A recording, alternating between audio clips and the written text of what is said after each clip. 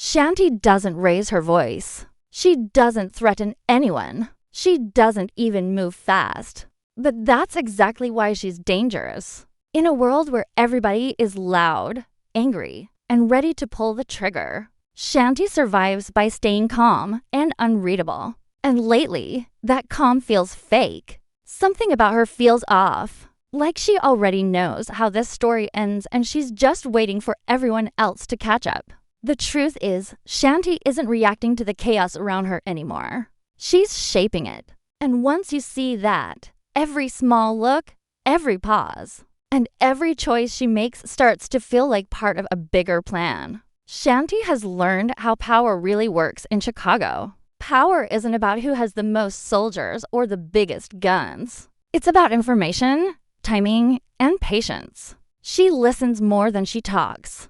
She lets people believe they are in control while she quietly studies their moves. That's why her silence feels louder than anyone else's threats. When others panic, she waits. When others rush, she slows things down. This is not fear. This is strategy. Shanti understands that the streets always destroy the loud ones first. The survivors are the ones who know when to disappear and when to step forward. And right now, she's choosing to stay in the shadows because the shadows are safer than the spotlight. What makes Shanti even more dangerous is that no one can clearly define her loyalty. She isn't fully on anyone's side. She's close enough to power to benefit from it, but distant enough to walk away if things collapse.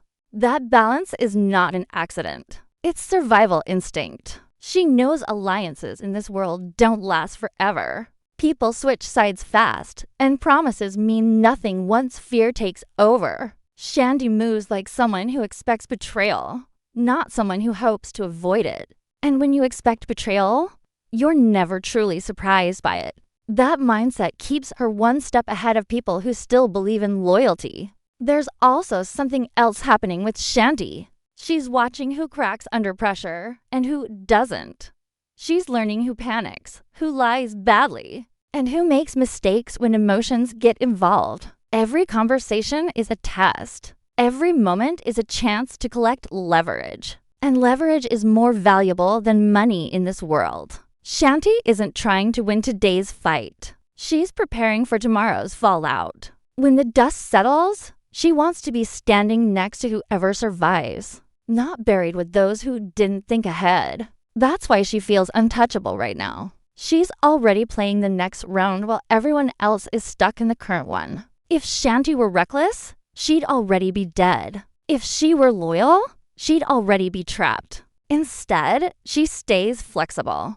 And flexibility is what keeps people alive in this game. She adapts to the mood of the room. She adjusts her tone based on who's listening. She gives just enough truth to seem honest, and just enough silence to stay protected. That's not weakness. That's control. And the scariest part is that nobody is calling her out, because nobody can prove what she's really doing.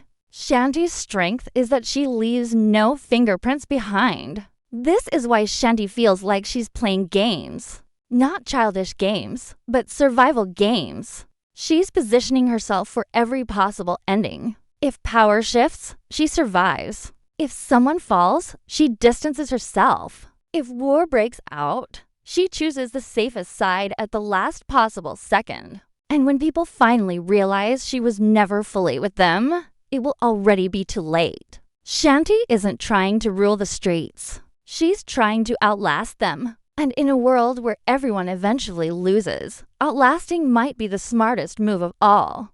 Miguel's story feels like it's already moving toward an ending, even if no one says it out loud. The signs are everywhere. His power looks strong on the surface, but underneath, it's cracking. The way people respond to him has changed. There's less respect and more fear, and fear never lasts long in this world. Fear makes people plan exits. Fear makes people look for replacements. Miguel is starting to rule through pressure instead of trust. And that shift is usually the beginning of the fall. When a leader has to keep reminding people who he is, it means they're already forgetting. What makes Miguel's situation worse is that he's surrounded by people who smile to his face. But think about life without him the moment he turns away. His circle is no longer tight. Information leaks. Moves feel delayed. Decisions feel reactive instead of controlled. Miguel isn't setting the pace anymore. He's chasing it. And the streets always punish leaders who start chasing instead of leading. Every time Miguel tries to tighten his grip, it only exposes how much control he's already lost. Power like that doesn't disappear overnight. It erodes slowly, quietly, until one moment changes everything. Miguel also carries the weight of his own choices. Every deal he made to rise up is now coming back with a cost. Every enemy he spared is now a threat. Every ally he forced into loyalty is now waiting for a reason to flip. That's the danger of ruling through pressure. People don't stay loyal out of belief. They stay loyal until the fear fades. And fear always fades once people realize the leader can bleed. Miguel is reaching that stage where people are testing limits, watching reactions, and measuring how far they can go without consequences. There's also something lonely about Miguel's position now. He's isolated by his own power. He can't trust advice because he doesn't know who benefits from it. He can't show weakness because weakness invites attack. So he makes choices alone, and lonely choices are often rushed choices. The more pressure he feels, the more aggressive his moves become. And aggression without strategy is just noise. It draws attention. It creates enemies faster than it removes them. Miguel doesn't seem to notice that every move he makes is being watched closely, not with loyalty, but with calculation. The most dangerous thing about Miguel's situation is that his fate no longer feels like. It's in his hands. When power slips to that point, endings come from unexpected places. It's not always the loud enemy. Sometimes it's someone close. Sometimes it's a quiet deal made behind closed doors. Sometimes it's one mistake at the wrong time. Miguel feels like a man standing on ground that's already cracked beneath him, still pretending it's solid. And the tragedy is that by the time he realizes it's gone, there won't be time to step back. Miguel's downfall doesn't need to be dramatic to be final. It could be fast. It could be silent. It could come through betrayal, disappearance, or a sudden shift in control. But one thing feels clear. His story isn't moving toward growth anymore. It's moving toward consequence. And in this world, consequences don't wait for permission. They arrive when you least expect them, and they take everything with them. Vic is standing at a point where hesitation is no longer an option. Every path behind him is burned, and every door in front of him is locked unless he's willing to break it down himself. This is no longer about pride or family name. This is about survival. Vic knows he's running out of space. And when a man realizes he has nothing left to protect except his own future, he becomes unpredictable. That unpredictability is what makes his next move dangerous, not just for his enemies, but for everyone connected to him. For a long time, Vic tried to play the role he was given. He tried to live up to expectations, tried to prove himself, tried to earn respect the clean way. But that version of Vic failed. It failed because this world doesn't reward hesitation. It doesn't reward patience when others are willing to cross lines you won't. Vic has learned that lesson the hard way. Every time he tried to do things the right way, he lost ground. Every time he showed restraint, someone else took advantage of it. Now he's done learning lessons. Now he's ready to act. What makes Vic's final move so important is that it's not driven by confidence. It's driven by pressure. Pressure changes people. It strips away the careful planning and replaces it with raw instinct. Vic isn't thinking about long-term consequences anymore.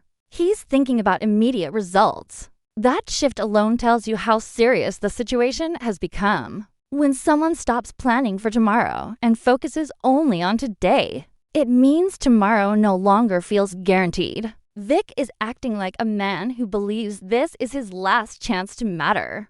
There's also a sense of anger underneath everything Vic does now. Not loud anger, but quiet resentment. Resentment toward the people who underestimated him. Resentment toward the ones who took power from him piece by piece. That kind of anger doesn't explode all at once. It simmers. It waits for the right moment. And when it finally comes out, it doesn't care who gets hurt along the way. Vic's final move feels less like a play for control and more like a release of everything. He's been holding back. Vic also understands something most people don't realize until it's too late. Reputation can be rebuilt, but relevance cannot. Once people stop seeing you as a factor, you're finished. Vic feels himself slipping into that dangerous space where others no longer fear him or respect him. And in this world, being ignored is worse than being hated. Hate still gives you power. Being ignored makes you invisible. Vic's move is about forcing everyone to look at him again, even if they don't like what they see. The risk Vic is taking is massive. If his move works, he changes the entire board. He reminds everyone that he's still capable of shaping outcomes. If it fails, there's no recovery. No second chances. No sympathy. That's the price of waiting too long to strike. Vic knows this, and yet he moves forward anyway. That tells you how cornered he really is. Safe choices are no longer available to him. Only bold ones are left. What makes this moment tragic is that Vic could have been something different in another life. But this is not that life. This world doesn't allow slow growth or personal discovery. It demands results. And now Vic is ready to deliver them, no matter the cost. His final move isn't about winning clean. It's about refusing to disappear quietly. Whether it saves him or destroys him, one thing is certain. After this, nobody will question Vic's presence again. The idea of a letter from Ghost doesn't hit because of paper or words. It hits because of what Ghost represents. Even in death, his shadow still controls choices, fear, and loyalty.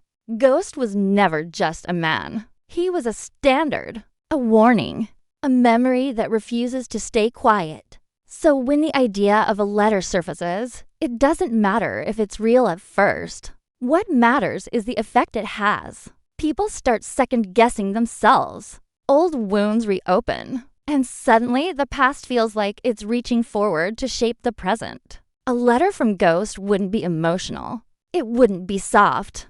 Ghost never spoke just to comfort people. He spoke to direct them. If something like that exists, it wouldn't be about love or regret. It would be about truth, about consequences, about unfinished business. Ghost always believed that power came from clarity, even when that clarity hurt. A letter from him would likely expose things people thought were buried. Secrets, lies, choices that were made in the dark. That's why the idea alone is dangerous. It threatens to pull masks off people who are still pretending. There's also the possibility that the letter isn't real at all, and that might be even more powerful. In this world, perception often matters more than facts. If someone believes Ghost is still guiding events, they act differently. They hesitate.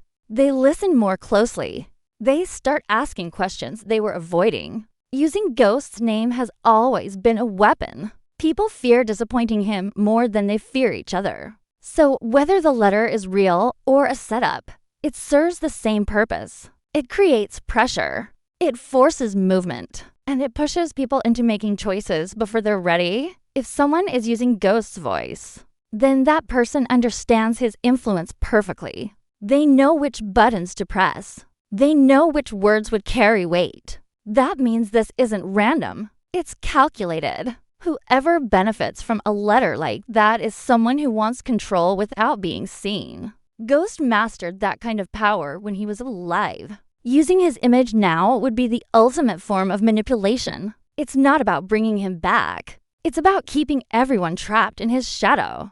The emotional weight of a letter from Ghost is also personal. For Tommy especially, Ghost isn't just history. He's guilt. He's anger. He's unfinished conversations that can never happen again. A letter would reopen all of that. It would force Tommy to confront parts of himself he's tried to bury. That kind of emotional pressure can push someone toward clarity or chaos. And Ghost always knew how to walk that line. He understood that emotional pain could be just as effective as violence. What makes this situation so unsettling is that Ghost never needed to be present to control outcomes. He planned ahead. He thought in layers. A letter fits his style perfectly, even if it's old, even if it was written long ago. Timing was always Ghost's strongest weapon. A message arriving at the right moment could change everything. It could stop a war. It could start one. It could force loyalty or create betrayal.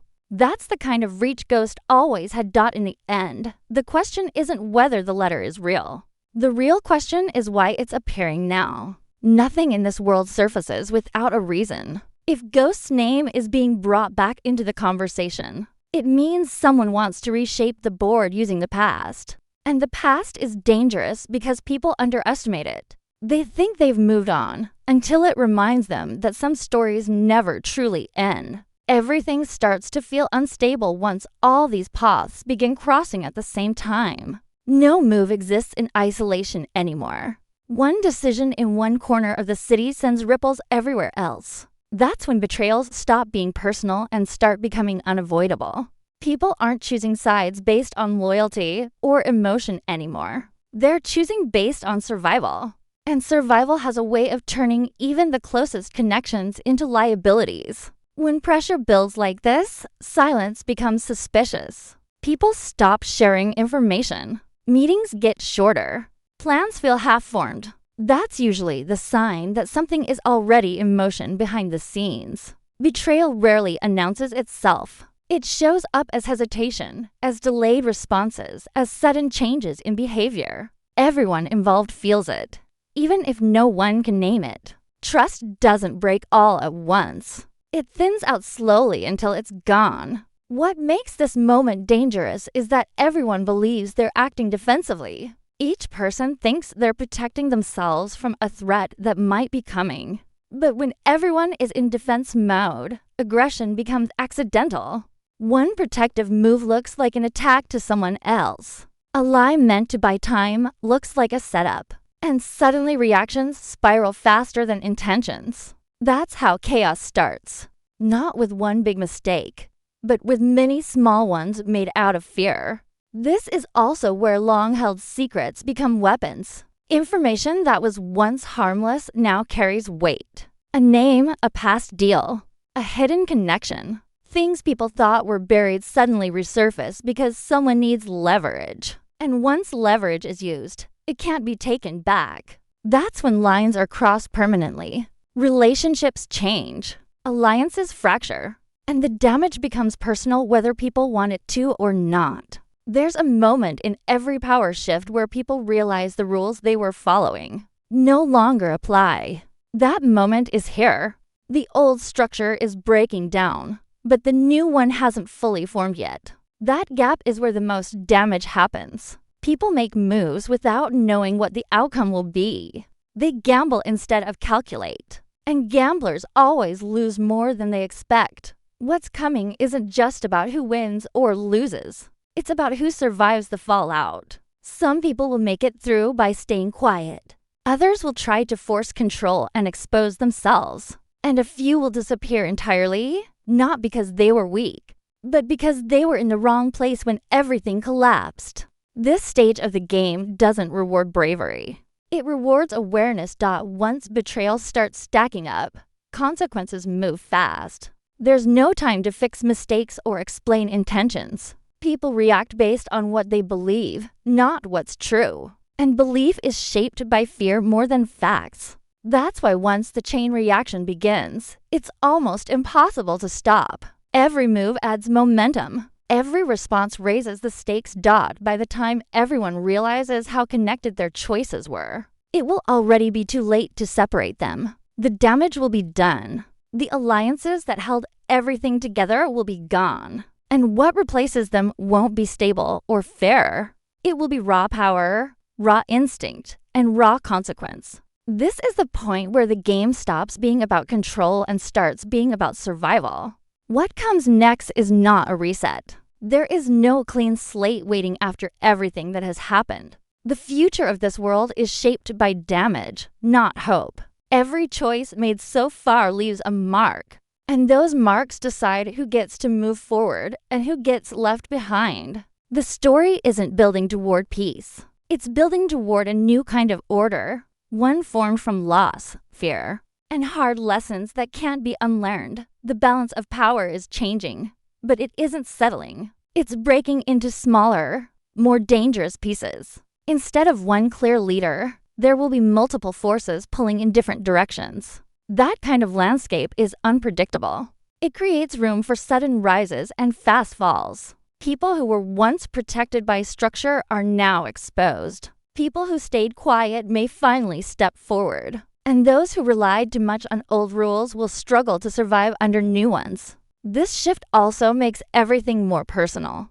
Big organizations and long chains of command don't matter as much anymore. What matters is trust between individuals, and trust is in short supply. The future isn't decided in meetings or big moves. It's decided in small moments, private choices, and split-second decisions that can't be taken back. That makes every interaction dangerous. One wrong read of a situation could change everything. The shadow of the past still hangs over what's coming, but it no longer controls it completely. Legacy matters, but it doesn't guarantee protection. Names that once carried weight may not be enough anymore. Respect now has to be earned again, in real time, under pressure. And that pressure exposes who people really are. The future will favor those who can adapt quickly, not those who cling to who they used to be. Violence will become more targeted, less emotional, more strategic. People won't lash out without purpose. Every move will be meant to send a message, not just remove a threat. That makes the stakes higher for everyone involved. Mistakes won't just cost lives. They'll shift power in ways that can't be reversed. Survival will depend on awareness more than strength.